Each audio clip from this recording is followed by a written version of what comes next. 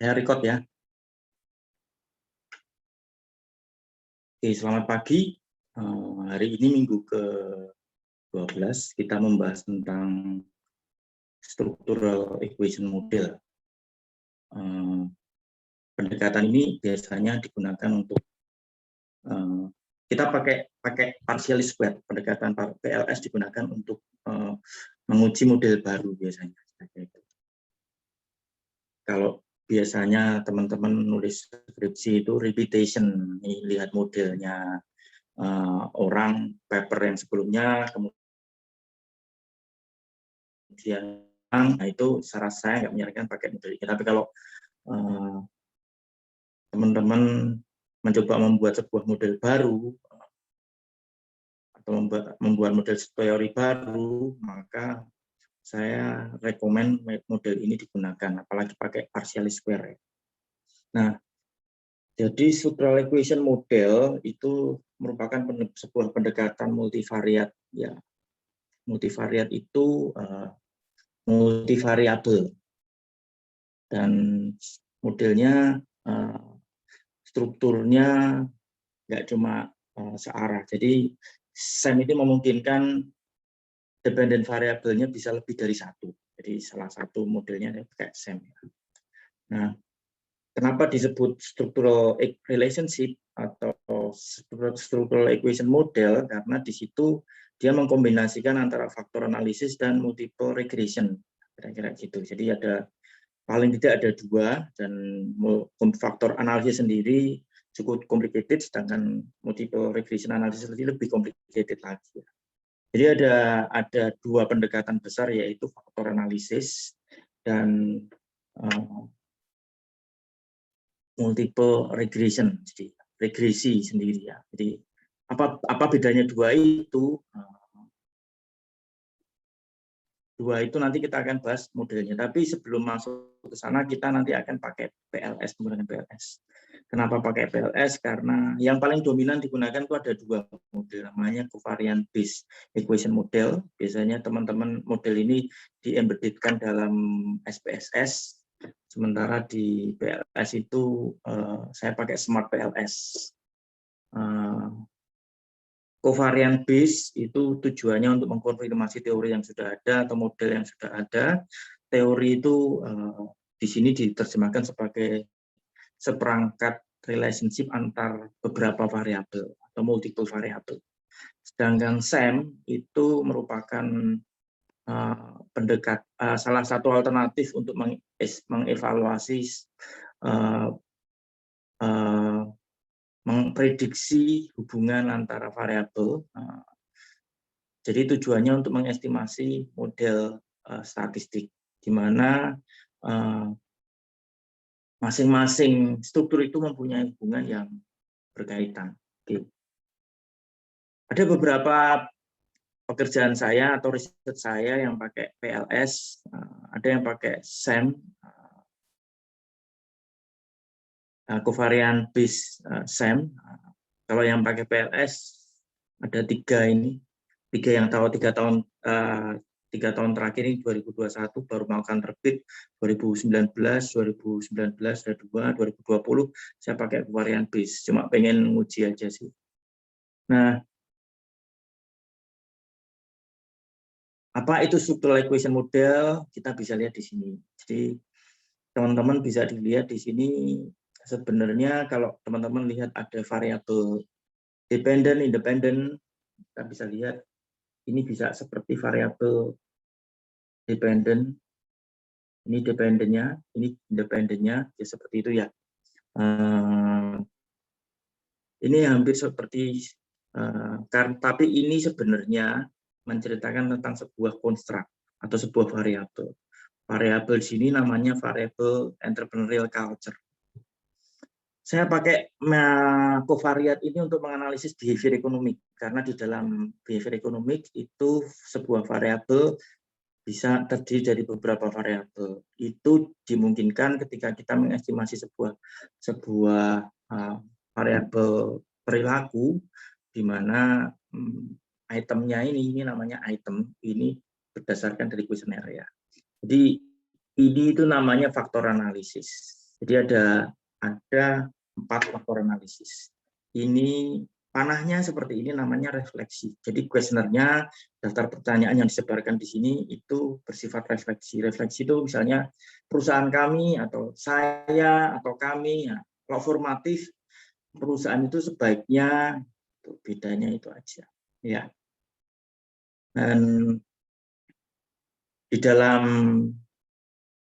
regresi ini ada regresi lagi, makanya disebut struktural.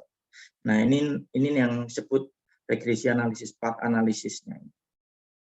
Entrepreneurial culture itu mempengaruhi competitive advantage, mempengaruhi product development sebenarnya, ada informasi untuk teknologi turbulent, kira-kira seperti itu. Contoh lain yang agak lebih complicated, ini 4 variabel. Ya. Jadi variabel ini namanya variabel independennya variabel ini. Kalau Anda lihat variabel independen itu nggak ada angka di dalamnya, namanya R square. Ya. Ini nggak ada R square-nya karena nggak ada variabel yang mempengaruhi dia. Kalau ini yang nggak ada kan yang kosong ini. Ini nggak ada variabel yang mempengaruhi, makanya dia R square-nya nggak ada. Ini disebut variabel independen. Kalau yang lain ada. Ini variabel dependent, ini independent. Di sini namanya yang product development itu namanya exogenous variable, atau di sini juga bisa mediating variable. Sampai di sini ada pertanyaan?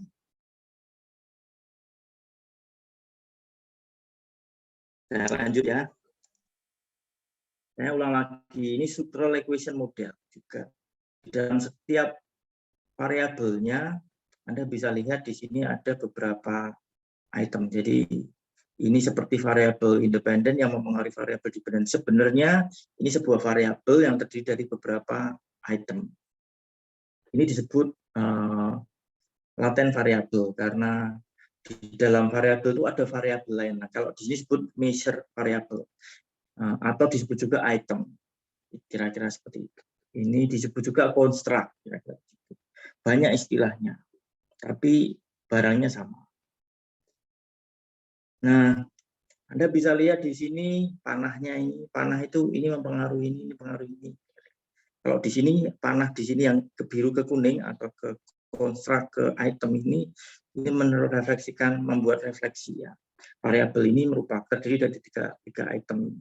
Sementara yang lain yang di dalam kebiru-biru ini hubungan antar variabel. Jadi yang mau dianalisis sebenarnya ini apa variabel yang disebut teori itu di sini.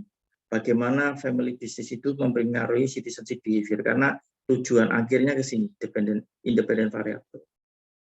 Ini independent variable, tujuan akhirnya ke sini. Family business mempengaruhi citizen behavior ke sini. Makanya ini disebut structural equation model. Ada satu lagi yang lebih complicated, ini juga ini tentang etik dan sistem. Kalau ini tadi saya bahas tentang culture of excellence, perilaku tentang perusahaan, ini juga kalau ini perilaku perusahaan keluarga, di sini perilaku citizenship, warga negara.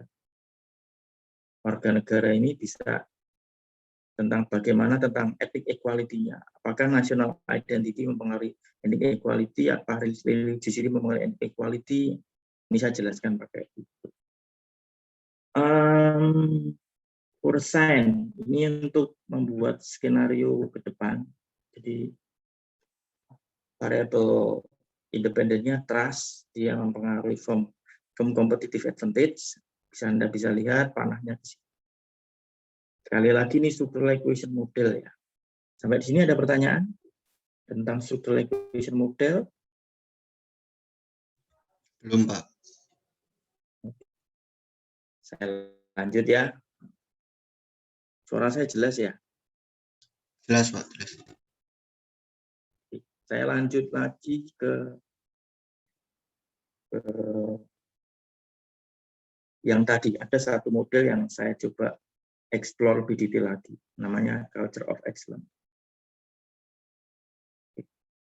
Di dalam culture of model ini ada 4 variabel. Namanya entrepreneurial culture, competitive advantage, product development, information technology turbulence. Ada 4 variabel. Nah, ada dua tahap analisis. Tahap pertama kita pastikan setiap variabel ini reliable, valid dan reliable. Makanya pengujinya namanya faktor analisis. Di faktor analisis ada banyak pendekatan. Salah satu pendekatan saya gunakan namanya loading faktor. Nanti ada beberapa untuk uji loading faktor. Ini angka-angka ini namanya loading faktor. Idealnya di atas 0,5, 0,6, ini 0,8. Tapi kalau 0,9 biasanya enggak. Efeknya bisa terjadi multikolinier. Itu efek yang terjadi. Atau kalau nggak multikolinier, ya bisa mengganggu variabel lain juga sih. Meskipun nolinernya nggak tinggi, tapi tetap ada multikolinier, potensi multikolinier, itu efeknya ke tingkat signifikansinya. Oke, kajiannya ada pertanyaan?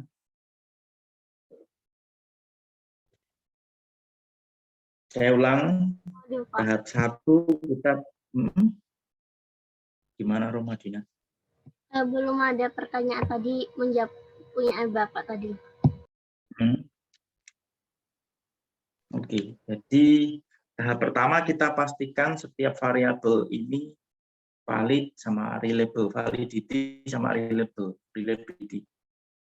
Salah satu mengukurnya ya pakai loading faktor tadi. Loading faktornya ini jadi tahap 1. Baru kemudian kita ngomong yang path analysis. Loading faktor kita bisa lihat di sini ada, ya teman-teman bisa lihat di sini loadingnya ini ya 741. Ya 741, 823, 79 ini ya, sama kan loading faktornya. Jadi ini loading faktor untuk variabel environment culture. Nah ini via F ini namanya multicollinearity test, untuk menguji multicollinearitas. Teman-teman bisa lihat di situ. Tapi kita fokus ke loading faktor. Di loading faktornya ini. Setelah loading faktor kita bisa lihat lagi tingkat path analisisnya. Path analisisnya ini pakai bootstrapping. Kalau ini tadi pakai algoritma. Bootstrapping itu untuk lihat apakah path tadi signifikan enggak, terpengaruh signifikan enggak. Di sini original sample dibagi standar deviasi, ketemu T statistik. Maka T statistik di atas 2,5 itu biasanya signifikan di angka 5% ya. Dan ini terbukti dari p-value, dari hasil estimasi ini kelihatan sekali ini kesalahan yang terjadi dari hasil estimasi ini mendekati 0%. Saya nggak bilang 0% ya, tapi mendekati 0%. Mendekati 0% itu bisa 0,0001% kira-kira. Ya. Nah, kalau yang ini T statistik yang product development competitive advantage itu T statistiknya sebesar 2,5, p-value-nya 0,13. Itu masih signifikan karena errornya masih di bawah 5%. Masih acceptable ya. Itu tadi tentang form behavior, tentang bagaimana, jadi tujuannya model ini saya pengen menguji tentang culture, apakah budaya organisasi, entrepreneurial culture itu bisa membuat competitive advantage, bisa lebih membuat entrepreneurial culture itu apa? Di sini kita bisa lihat. Entrepreneurial culture itu di item itu firm, perusahaan itu terbuka dan responsif terhadap perubahan. Kemudian perubahan di dalam masyarakat memberikan ide bagi perusahaan untuk membuat produk baru. Kemudian perusahaan mendorong kreativitas. Yang keempat, perusahaan mengakui, mengacknowledge, mengapresiasi orang-orang yang inovatif di dalam organisasi itu. Jadi sementara competitive advantage itu bisa dilihat perusahaan kami memproduksi produk-produk baru, perusahaan kami mempunyai Oh, yang di sini. Perusahaan kami lebih unggul daripada kompetitor. Produk-produk kami menawarkan produk-produk yang mempunyai tanggung jawab sosial. Produk-produk kami juga menginkorporate atau mengadopsi pengetahuan tentang lingkungan yang berkelanjutan. Penjualan perusahaan kami lebih tinggi daripada kompetitor. Itu yang namanya competitive advantage ya.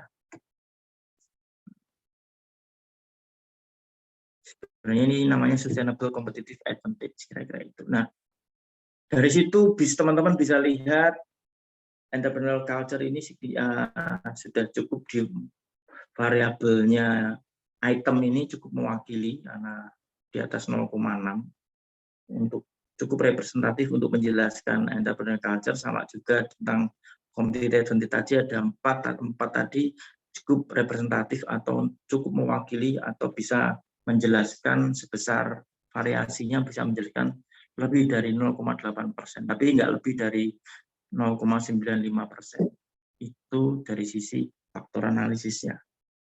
Dari sisi part analisisnya semuanya signifikan. Jadi entrepreneurial culture itu berpengaruh secara signifikan terhadap firm competitiveness.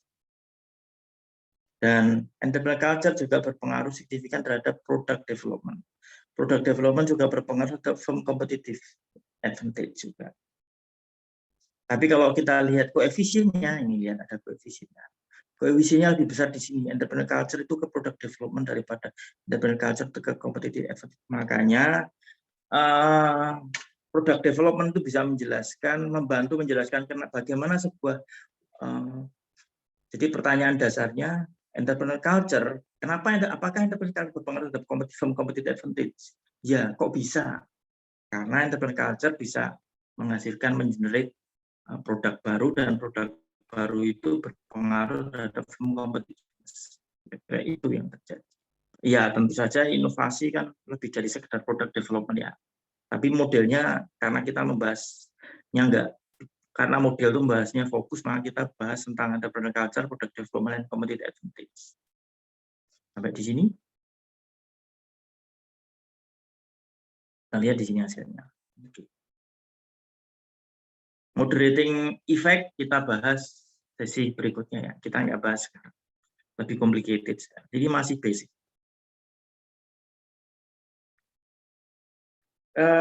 Sekarang kita masuk ke tentang family business ya. Ini questionnaire family business-nya. Ini questionnaire-nya bisa dilihat di sini. Ini questionnaire-nya. Family business orientation itu apa? Family business orientation itu bahwa family business kami concern pada quality life of work. Family business kami mempromosikan family loyalty, family business kami peduli pada family unity, kebersamaan keluarga. Kenapa orang mau menjalankan bisnis keluarga? Alasannya tadi, family unity, family loyalty, quality of life. Kira-kira gitu. At work ya. Jadi dia bisa mengatur quality of life-nya, dia bisa mempromote family loyalty, dia bisa mendorong family unity. Kira-kira. Idenya kenapa family business itu seperti itu, idenya. Kemudian organization citizen behavior itu sebagai variabel citizenship behavior kan itu diukur dari innovation. We make innovation suggestions to improve firm. Kami membuat ya untuk mengembangkan perusahaan.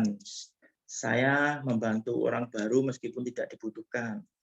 Saya suka membantu orang lain yang pekerjaannya overload, terlalu banyak pekerjaan. Saya suka membantu orang lain yang tidak bisa hadir, absensi misalnya, kira-kira itu. Oke. Dan Anda bisa lihat di sini loading faktornya 0,853, 0,769, 0,8. Kalau Anda perhatikan di sini, ini ada PB1, PB2, PB3, PB4, PB5. PB1 saya hapus, PB3 saya hapus. Kenapa? Karena loading faktornya di sini kalau nggak kelebihan kekurangan di bawah 0,7 atau di bawah 0,6 selama itemnya itu masih 3 saya kurangi. Ini itemnya bahkan 2. MO1, MO3. MO2-nya saya hilangin, MO4 saya hilangin, MO5 saya hilangin. Ya. Karena tadi loading faktornya angkanya terlalu tinggi, 0,9295 itu nggak bagus juga. Terlalu tinggi nggak bagus, terlalu rendah juga nggak bagus. Idealnya sih 0,8 lah, itu idealnya. Sekali lagi, ini Anda bisa lihat, family business itu tadi mempengaruhi citizenship behavior karena family business itu mempengaruhi moral obligation. Loading faktornya Anda bisa lihat ini 0,655, cukup rendah sih. Tapi masih acceptable ya. Oke. Bagi behavior, angka-angka kecil itu seringkali acceptable karena kita nggak repetition model, nggak menguji model yang sudah ada. Modelnya yang belum ada kita uji lagi. Bukan, tapi kita mulai dari model yang baru. Ini, jadi faktor analisisnya ini. Bootstrap tab-nya Anda lihat original sampel dibagi T standar deviasi, ketemu T statistik, ketemu P value-nya signifikan ya. Jadi modelnya ada 6 hipotesis, 64, 1, 2, 3, 4, 5, 6. Jadi ada 6 jalur yang menjelaskan tentang teori hubungan variabel tadi. Oke. Ini signifikan semua. Anda bisa lihat angkanya besar mana koefisien ini. Family business itu lebih besar ke citizenship behavior, ke pro-social behavior nggak tinggi, tapi yang lebih tinggi malah ke sini. Oke. Jadi namanya ini mediating variable. Kita jelaskan nanti di sesi berikutnya ya. Kita lihat hari ini kita fokus ke moderating, mediating, bukan moderating, mediating, tapi kita fokus ke path analisis sama faktor analisis. Sampai di sini ada pertanyaan?